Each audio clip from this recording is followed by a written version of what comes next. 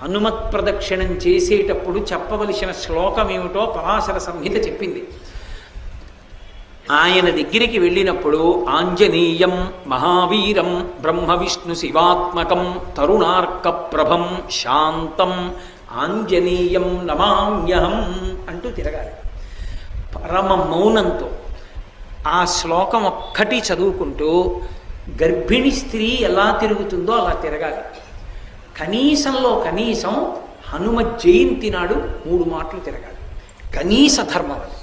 3 మాటలు తిరగాలి. 3 మాటలు తిరిగేటప్పుడు ప్రతిసారి తిరిగి వచ్చి ఒక చోట ఆగి శ్లోకం చెప్పి మళ్ళీ తిరగాలి ప్రదక్షిణంగా. అలా 3 మాటలు తిరిగితే, అందుకే నేను మీతో పరమ సత్యం చెప్తున్నానని జ్ఞాపకం పెట్టుకోండి.